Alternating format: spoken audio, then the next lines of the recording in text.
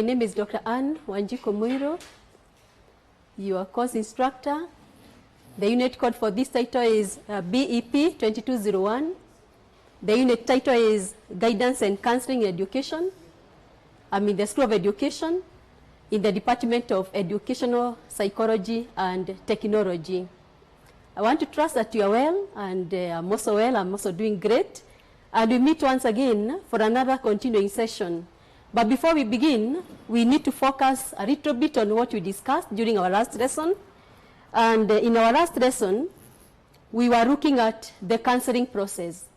And we were telling ourselves, when you are counseling a client, like now we are having COVID-19 or the coronavirus, which process or which stages will you take as a teacher counselor? And we agreed and we said that we shall go through 4 basic stages. And we said the first one is you have to identify the need for counseling. Why are you counseling this client? What is the issue that the client is bringing to you? That is very, very important. Like now you can say, maybe this is a student client who is infected by the COVID-19, or the parent, or maybe a relative. And the student has come to you seeking for your help. So from there we said you have to proceed on and prepare for counseling. You know, you have to identify where is the room where you're going to where is the room that you're going to carry out your counseling session. How ideal is the room? It must be silent.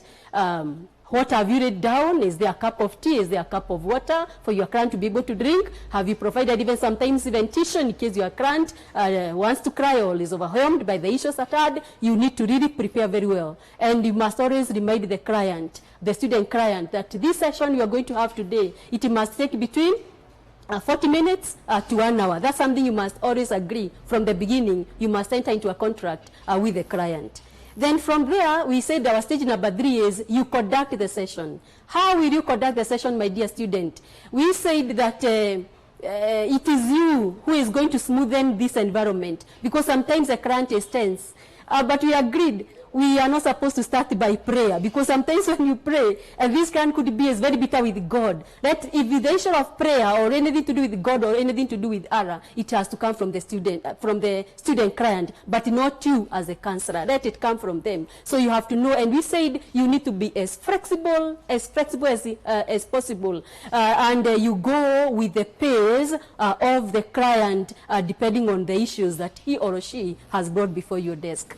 And then we agreed the last thing, once all is settled and you have used all the required skills, we agreed the last stage is you terminate. But as you terminate, we always say don't ignore the client. Find out 1 month after, 3 weeks after, 6 months after, how is the client doing? Have they settled their issues? Has the relative got healed? Are they better? Depending on the issue that they have brought to you. And if you feel that there is need to have the counseling process again, we said again, you strike it again and you start from the beginning. That is what we agreed in our last lesson. For today, we are now going to look at the effective counseling skills or techniques that you're supposed to use in this process, from the beginning to the end, from the need all the way up to the preparation, up to the conducting of the session, and terminating and follow-up. Which techniques, which skills are you going to use? So for our lesson today, the objectives of the lesson will be, we have to go back and remind ourselves, what did we determine or what did we define the term counseling to be? Then we ask ourselves, what are these counseling skills or what are these counseling techniques that we are talking about? And then we look at examples of skills or examples of techniques that we are going to use during these counseling process or the counseling stages. And then we also finalize by looking at some very important points that we are going to consider if our counseling session is going to be successful or not. So there are certain points that we need to consider if our counseling session is going to be successful. Now, in reminding ourselves about what we said the term counseling is, we said that counseling is that act of helping someone. Someone is overwhelmed by an issue. Someone is overwhelmed right now with this idea of the COVID-19, is overwhelmed. The person does not know what to do. The person does not know who to seek, and they have decided to come to you. So we normally say, on one hand, you as a student counselor or the teacher counselor, what do you have? You have the knowledge, you have expertise, you have the skills, and you have got the experience. And on this other hand, now we have the client who has got an issue. And we said in counseling, we don't talk about problems. We refer to them as issues, because we know an issue is something, it's a challenge, it's something that can be overcome. So that is the difference between you and this client. And then now you enter into a one-to-one personal relationship with the client, with the aim of helping this client have a positive change, look at life from a different perspective. We said you explore, you discuss, you look at the advantages, look at the disadvantages. If you take this measure, if you take this other measure, what is going to happen? Basically, that is what we defined the term counseling to be. And we said in counseling, we must always remember, you assured the client of confidentiality. In the other lesson, we had looked at qualities of a good counselor. And for you to succeed in your counseling skills, we said you must be able to maintain confidentiality so that the counseling process can be successful. Then, what are these counseling skills? And Peter Sardes defines counseling skills as that interpersonal communication skills that is derived from the study of therapeutic change in human beings. And it is used in a manner consistent with the goals and ethics of counseling skills. So, in other words, you are saying that it is those interpersonal, those communication skills that as a teacher counselor, you're going to use on your student client so that it is you to reflect in yourself to this student client so that you can help them to be able to open up. And if they remember, if a client does not open up, you will not be able to seek, or you will not be able to help this client in the best way possible. So it's very, very important for us to really embrace and really know which are these counseling skills that as teacher counselors we need to use or we need to have in this counseling process. And we are therefore saying this, that counselors have to use counseling skills. We can't do without them. We can never succeed in helping people solve their problems or solve their issues without having the right counseling skills. And like when we listen to them, when we listen to people who are going through challenges, when we give them our ear, you realize that we say a problem shared is a problem halved. And therefore they'll be able to sort out their issues, because we said in counseling we don't make decisions for client, we let the clients make the decisions for themselves. So that's something that as teacher counselors we must always be able to remember. Projected here is an example now of a counseling process. And you can see this is a boy student, and you can see this is a male counselor, and you can see that they are in a relationship. Both of them, they are giving each other a chance. But remember, proper or the best counseling session is where it is client-centered. You speak less, the client speaks more for you to be able to succeed. There is also another example here I've given of this could be a university student who has gone to seek counseling in the counseling office. And you can see that madam there is a counselor. And you can see the way they have sat. It's so clear that this counselor can be able to see the client in the so-called the non-verbals. Maybe if the client is fidgeting, maybe the client is tearing, or maybe the client is crying, you can be able to identify that. And that can be a very, very good opportunity for you to be able to gather as much information from this client as possible so that they can be able to sort out their issue.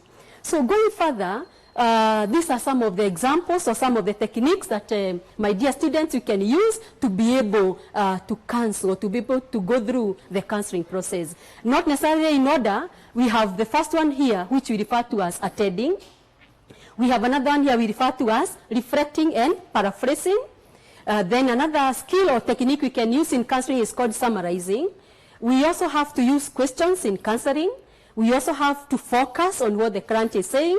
And we also have the skill called immediacy, then rapport building, and we also have silence. So these are what you can call the basic counseling skills that every effective teacher counselor needs to apply when counseling the students, in the schools. Although I believe there are many more others. So going ahead and looking at each one of them, we have the first one here that we have called attending. What is to attend?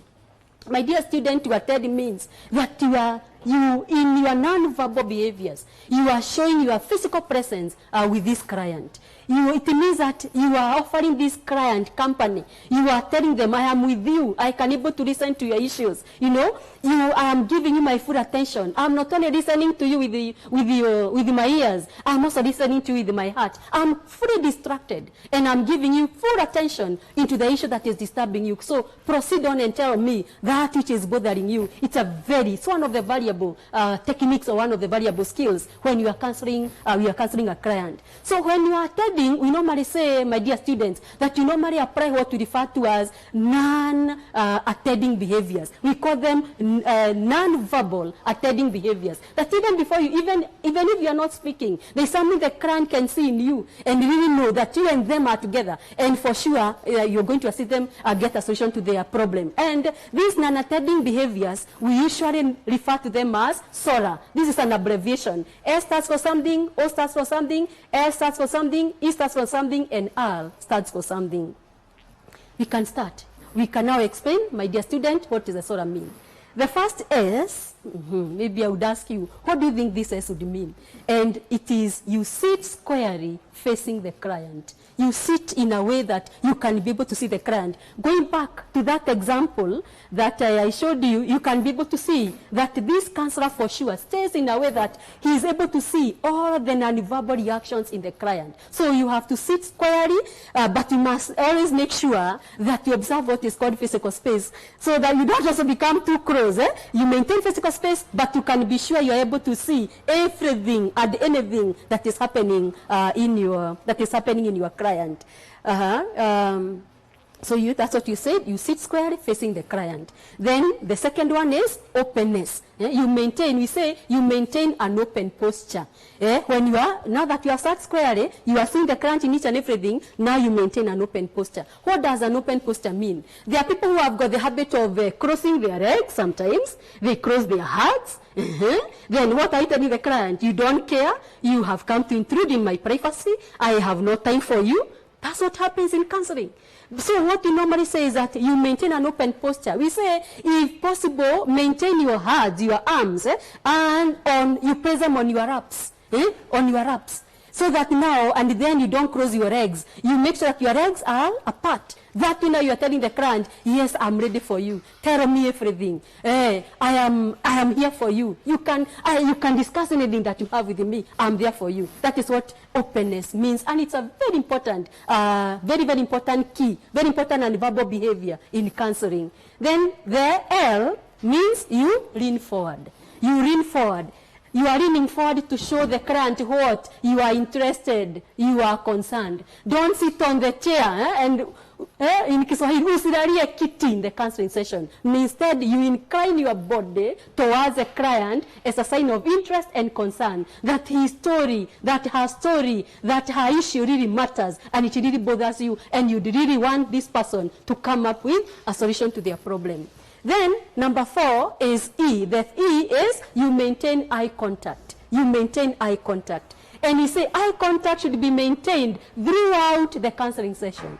Don't avoid looking outside, because when you look outside, you shall become distracted. And the reason why you are maintaining the eye contact is that you can be able to see each and everything that your client is displaying. As I said from the beginning, maybe the client is not crying, but the client is tearing. So if the tears are falling down and you're not observant enough, then it will be very, very difficult for you to be able to know what is the issue. So that once you see them tearing, or maybe you have asked them sit down, you're most welcome, umemkaribisha vizuri, and you see that this person is fidgeting, or that sometimes they are raising their tone, sometimes they are lowering their tone, you need to really observe that, because those will be cues in counseling to give information. Why are you crying? How can I help? How can I come in? How can I make your burden lighter? You are able to obtain information. I asked you to sit down. I even gave you a cup of water. But since I gave you the seat, you have not settled. What could be the issue? Where can I come in? Where can I help? And it's also very, very important and verbal behavior as part of your attending skills. And then lastly, you relax. You can succeed, my dear student, in counseling student when you are tense. You have to be yourself. And I can tell you for sure, the student client can be able to see that my teacher is not settled. mwalimu wangu ako na wasiwasi. So be yourself, be contained, be as ordinary as possible. Yes, that way now you will not create more tension in the client, because by the time they are coming to see you, remember they are anxious, remember they have got tension within themselves. So when you relax, you make the atmosphere so calm, so cool, that the client is likely to do what? To open up, and you're going to get, or you're going to obtain as much information as possible. The other very important technique in counseling is silence. We have to maintain silence. And we say when you are silent in counseling, you give the client control of the content, the pace, and the objectives. We say in counseling, it is the client who knows their story. It is not you who knows the story. So talk less, listen more in counseling. You talk less, you listen more. Yes. And we are saying, even when you are silent, believe you me, you are listening to what the client is saying. You are giving them a chance. You're giving them an opportunity to be able to discuss and tell you those issues that are bothering them. Remember that silence is a way of facilitating the counseling process. But when you keep interjecting, when you keep saying, if I were you, I would do this, you are not helping the client. Because we say in counseling, it is the client who knows the story, it is the client who knows the issue that is bothering them, and therefore it is only them who can be able to come up with a solution to their problem. The other thing we shall do now, we have attended, we have listened, then now we do what is called reflecting. First of all, we reflect, and then we can paraphrase. And reflecting, as we have said, it is that act of listening. It is making sure that the client knows their story, that their story is being listened to. You pause, you are silent there, and you are, whatever the client is saying, it is going through their mind. You are recording it. My dear student, in psychology, we said the mental index card. You have opened the mental index card for this client, and therefore you are encoding and you are decoding the issues that are being brought about by the client. And that's the reason why you need to be silent for you to be able to hear and to be able to reflect. Then, once you have listened and once you have reflected on the issues of the client, then you can go ahead and do what? And repeat. You repeat, or you feed a short version of their story back to them. And then, for example, we tell them, did I hear you correctly? Is this what you have told? That your mother is affected or infected by COVID-19. That your mother is really going through a lot of pain. Did I hear you well? Is there anything else that you have not told me? And that is what is called paraphrasing. So you cannot paraphrase before you reflect. And you cannot reflect before you listen. You can see the sequence. You have to listen first so that you can reflect, and so that you can be able to paraphrase what the client has said. And so that the client can hear it now from you. So that in case there's something else, then they can tell you, Mwalimu, teacher, there's something else I haven't told you. Teacher, nige kuongezea hivi. Teacher, iko hivi na hivi. You help them listen to their words or to their issues, and then they can be able to tell you more, or tell you there's something else they haven't told you, so that whatever is inside them, they're able to pour it out, because that will be the only way in which they can be able to achieve the healing process. Then the other skill we need to apply, it is called the skill of clarifying and the use of questions. Yes, clarifying.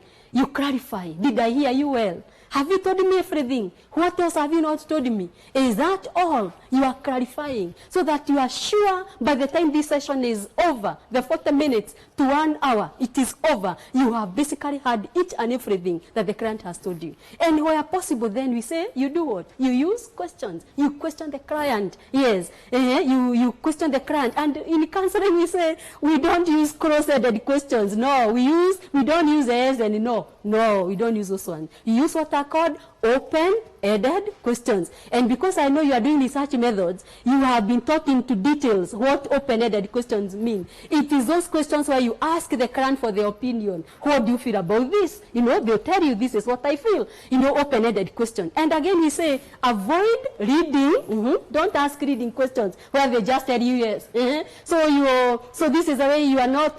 So you are not performing well in mathematics. That's a reading question. Then the student will tell you, yes, teacher, I'm not performing well. umemsaidia. You haven't helped the client. No. So you say you use open-ended questions so that you can be able to gain or get as much information from the client as possible. At the same time, my dear student, avoid using threatening questions. If you don't tell me today, now are you helping? That's not a counseling session. So we say you also avoid what you call a threatening. They should always be avoided at any given time in any counseling session. Then, having clarified, having asked all the questions possible, having obtained all the information, having paraphrased, then now you can do what is called focusing. Very important skill. The reason is, this student client may have so many issues. Teacher, I'm not performing well in mathematics. Teacher, no, my mother is infected. Teacher, my dad is also not feeling well, like a diabetic. Teacher, I'm in collision with other students in class. You can see all those are so many issues. But in counseling, what you are told, we always do as the counselors, it is you have to narrow down.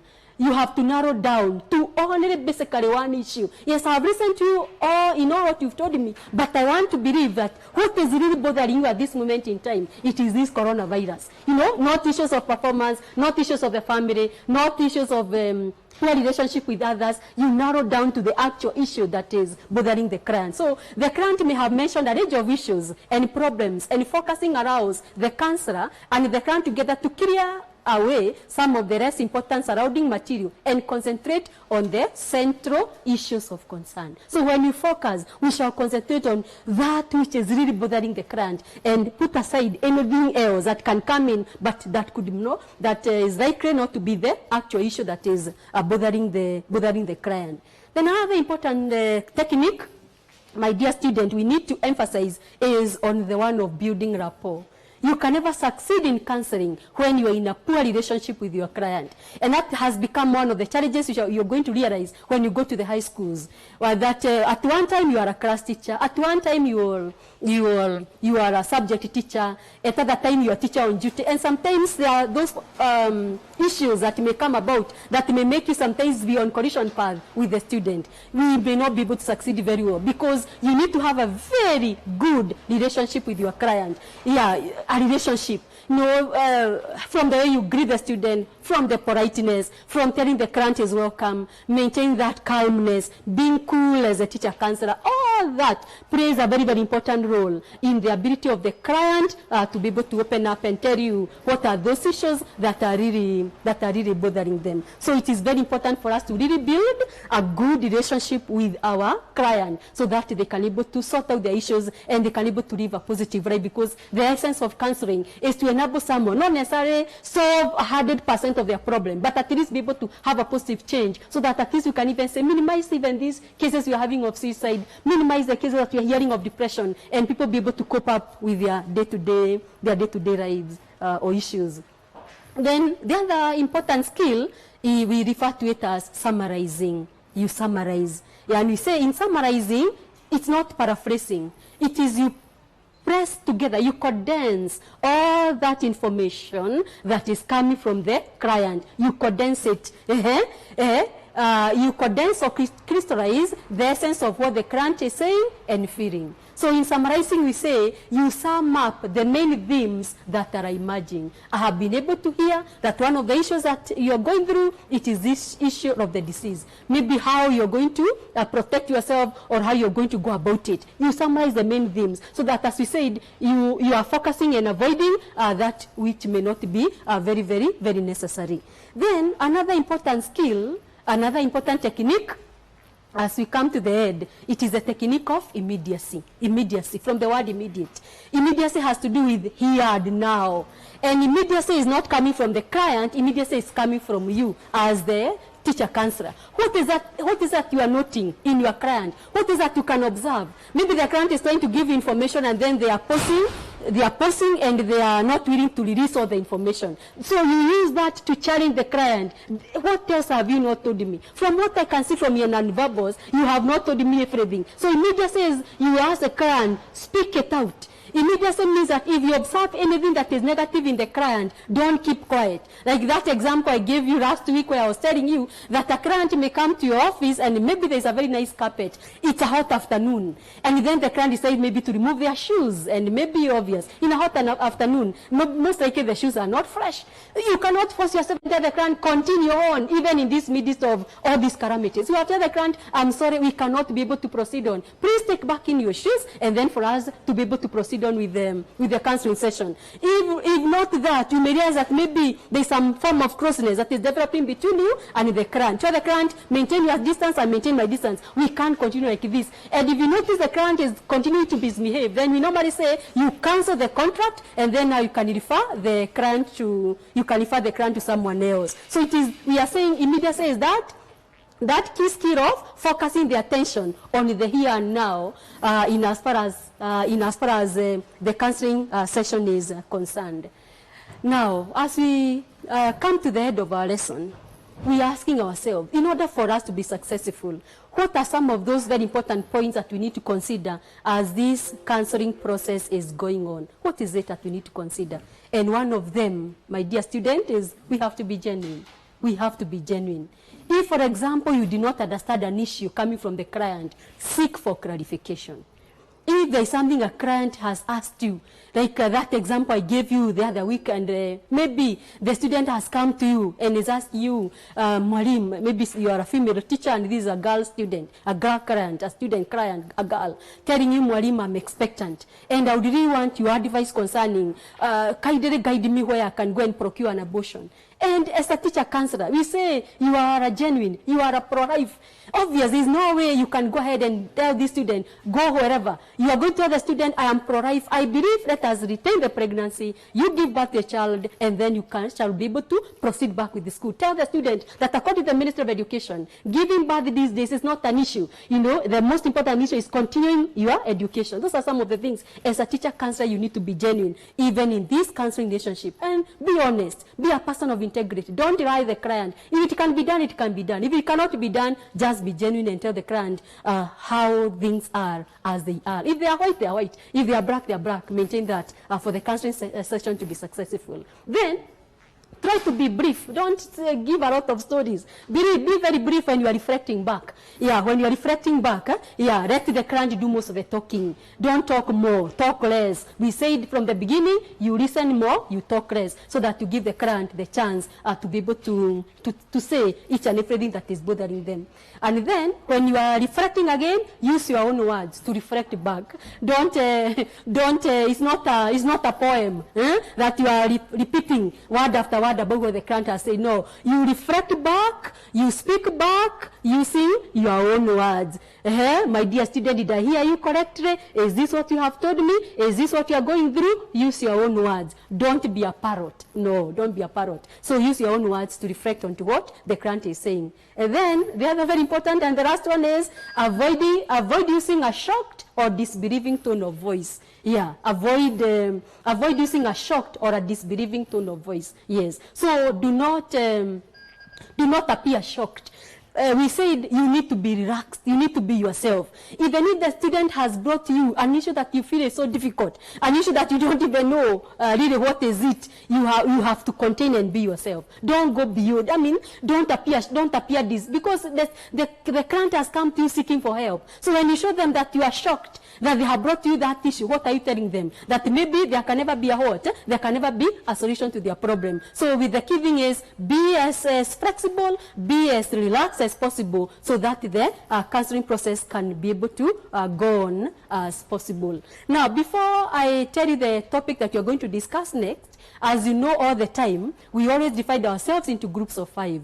So for my assignment, I am asking you that you know your groups, that you group yourself into groups of 5, and then you discuss other other counseling skills, other techniques that you can able to incorporate on top of this. And as we agreed, that is part of your assignment. I'll be able to pick that assignment and I'll be able to give a score for that, because you shall have presentation when you come next for our lesson. Then our next lesson will be on the life skills. So even then, before we meet, prepare on that so that you are well versed, and we shall make my work and your work easy, and our progress within the university will be better. Thank you for listening to me, and may God bless you and keep you until we meet again. We are in a digital era, and Mount Kenya University knows this. The following are the steps to follow so as to complete your online application. Download the application form from the website www.mku.ac.ke. Attach copies of your academic certificates and ID. Pay the application fees via M-Pesa pay bill number 270988. Your ID is the account number. 2,000 shillings is the charge for a postgraduate. You can also deposit in the bank accounts provided on the website. Then, email all the above to apply@mku.ac.ke.